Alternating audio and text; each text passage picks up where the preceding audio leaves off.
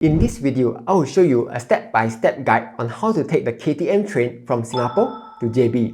Then, how you can take the train from JB back to Singapore. First up, to buy the ticket, you can head to the KTMB website, which I will link down in the descriptions below. You then need to sign up for an account by clicking on the login sign up button on the top right side. Here, you will have the option to either sign up via email, Facebook or Google. Though, at the time of recording, the Facebook option didn't work for me. Fill out your name and contact number. If you are Malaysian, enter in your My Card number. Otherwise, if you are non-Malaysian, enter in your passport number and the expiry date. Select your gender, then tick to agree to the privacy policy that you are too lazy to read. Once you are done, click Sign Up to sign up for an account. Next, at the top, click on the Shutter to Browse button to come to this page. If you are traveling from Singapore, choose Woodlands CIQ as the origin and JB Central as the destination. Then choose the dates of travel and the number of travelers. Here's a fun fact. The tickets are released 6 months in advance. So if you are planning to travel during peak periods, such as over the weekends, public holidays or school holidays, it's best to book as early as possible because the ticket will sell out very fast. For example, here you can see that the Saturday morning tickets for January have all been sold out, even though it's like 5 months away. As for the timing, the train for Singapore to JB starts at 8:30 AM all the way to 11:45 PM, whereas for JB to Singapore, the train starts as early as 5 AM and ends at 22:45 PM. Next, here are the pricings for the tickets. There's something interesting that I want to point out.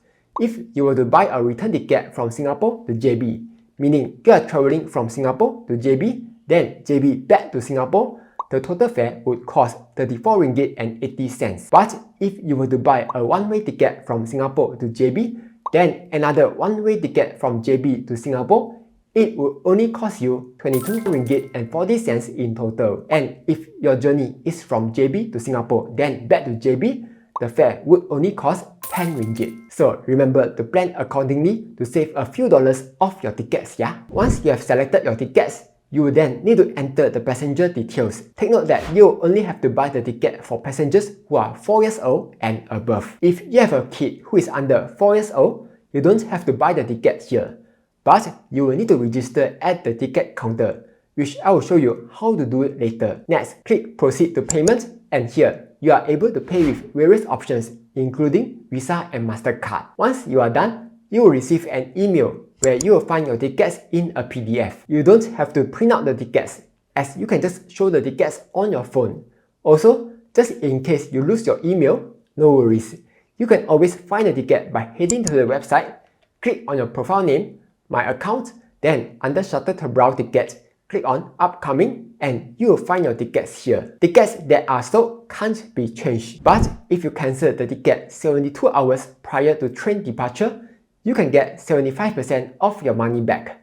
Cancel in less than 72 hours, 50% of the money back. And no refund if you cancel within 2 hours before departure time. Next, here's how to board the KTM train. First, head to the Woodlands train checkpoint.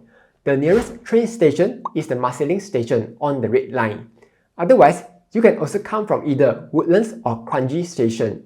From there, you can board any of these bus numbers. Also, this is super important. Make sure to arrive 30 minutes earlier, as the departure gate will close 10 minutes before your departure time.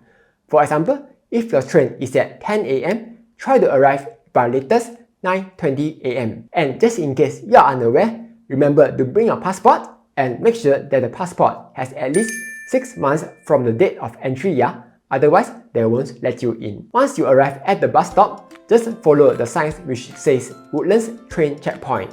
You will find the ticket counter to your right. If you have already bought the tickets online, you don't have to come here. But if you have a kid under 4 years old, you will need to come here to register and get a free ticket for your kid. Next, head to level 2.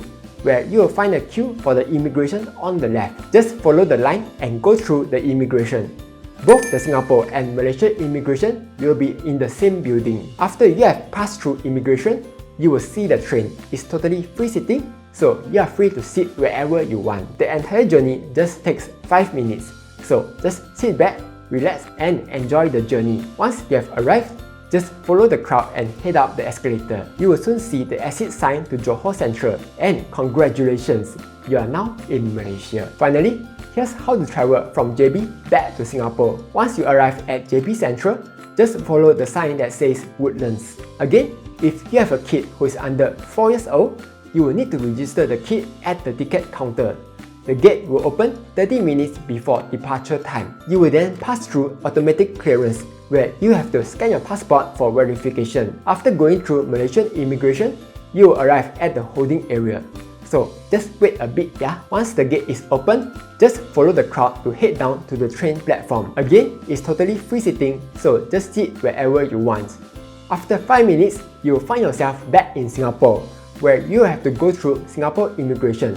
And after that, welcome to Singapore. So that was a quick guide on how to travel between Singapore and JB.